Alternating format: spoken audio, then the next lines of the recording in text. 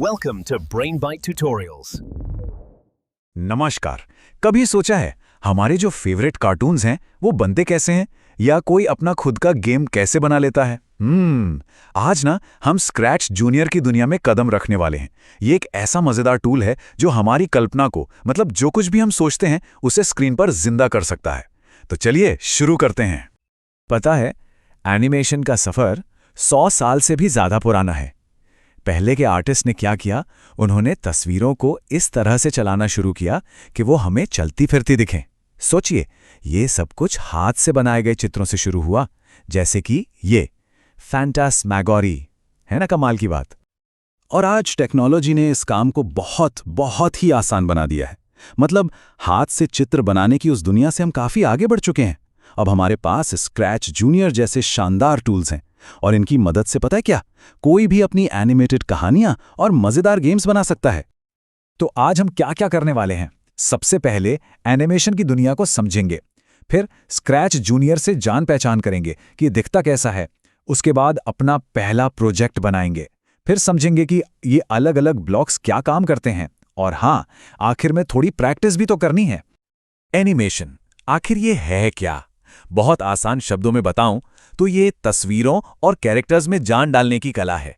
Computer programming की मदद से हम इन तस्वीरों को बताते हैं कि देखो तुम्हें कब और कैसे हिलना है, और बस इसी से एक पूरी कहानी बन जाती है। और यहीं पर हमारी मदद करने आता है स्क्रैच जूनियर। ये एक विजुअल प्रोग्रामिंग भाषा है, मतलब इसे खास तौर पर बच्चों के लिए ही बनाया गया है। इसमें मुश्किल कोड नहीं लिखना पड़ता। इसकी जगह हम रंगीन ब्लॉक्स को आपस में जोड़कर अपने कैरेक्टर्स को कमांड देते हैं। सच में ये सीखने का एक बहुत ही मजेदार और आसान तरीका है।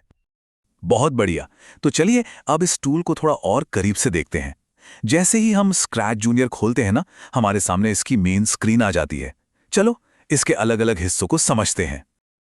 अब देखिए, ये जो स्क्रीन है ना, ये दो मेन हिस्सों में बटी हुई है। ऊपर का जो बड़ा सा सफेद हिस्सा है उसे कहते हैं स्टेज, बिल्कुल एक थिएटर के स्टेज की तरह, जहां हमारी कहानी के सारे कैरेक्टर्स अपना एक्शन दिखाते हैं। और नीचे की तरफ ये जो रंगीन पट्टियां हैं, ये है ब्लॉक्स। इन्हीं से हम अपने कैरेक्टर्स को कंट्रोल करते हैं। अच्छा, अब कुछ भी नया बनाना है तो एक खाली पेज तो चाहिए होगा ना, है ना? स्क्रैच जूनियर में एक नया प्रोजेक्ट शुरू करना बहुत ही आसान है। बस ये जो बड़ा सा प्लस का निशान दिख रहा है, इस पर क्लिक करना है, और बस आप अपनी कहानी बनाने के लिए एकदम तैयार हैं। चलिए, बातें तो बहुत हो गईं, अब कुछ करके देखने का टाइम है। हमने अब तक जो कुछ भी सीखा है ना, उसे इस्तेमाल करके हम अपना पहला फर्स्ट प्रोजेक्ट बनाएंगे। क्या करेंगे? हम एक आसान सा एनिमेशन तैयार करेंगे जिसमें कैरेक्टर स्टेज पर चलेगा। और इसे बनाने के लिए हम बस 4 सिंपल से स्टेप्स फॉलो करेंगे। स्टेप 1, एक बैकग्राउंड चुनेंगे।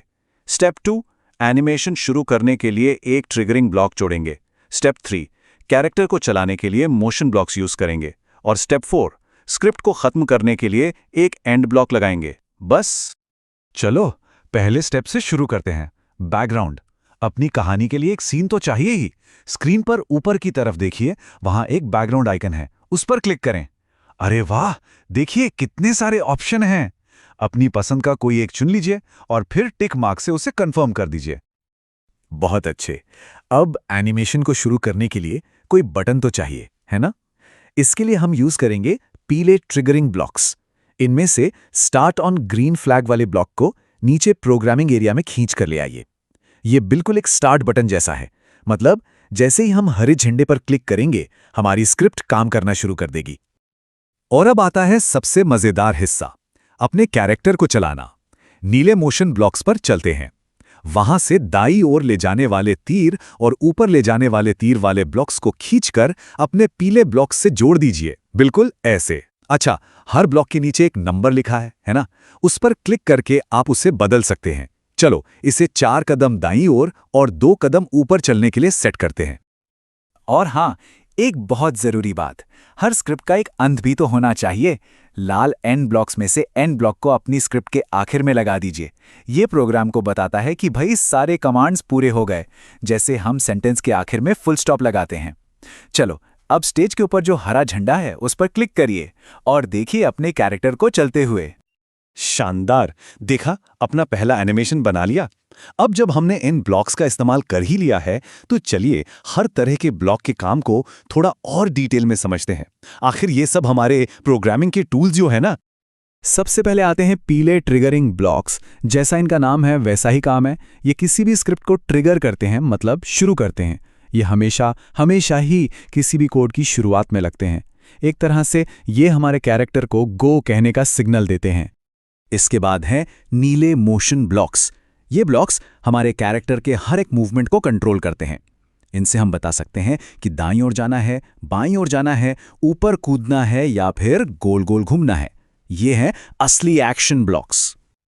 और यहां देखिए, इन ब्लॉक्स को समझना कितना आसान है। ये 4 सबसे बेसिक मोशन ब्लॉक्स हैं। बाएं चलो, दाएं चलो, ऊपर जाओ और नीचे चलो। तीर का निशान एकदम साफ साफ बताता है कि कैरेक्टर किस दिशा में जाएगा। सिंपल। और आखिर में आते हैं लाल एंड ब्लॉक्स। ये भी बहुत जरूरी हैं। ये स्क्रिप्ट को खत्म करते हैं।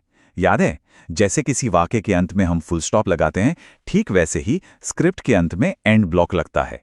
इससे हमारा प्रोग्राम ठीक से पूरा होता है, कोई कंफ्यूजन नहीं रहता। ठीक है, तो हमने काफी कुछ सीख लिया है। अब समय है अपने ज्ञान को थोड़ा सा टेस्ट करने का। क्या कहते हैं? चलिए एक छोटे से अभ्यास से देखते हैं कि हमें कितना याद रहा। तो ये रहा पहला सवाल। जरा याद कीजिए, हमने अपना पहला प्रोजेक्ट कैसे बनाया था।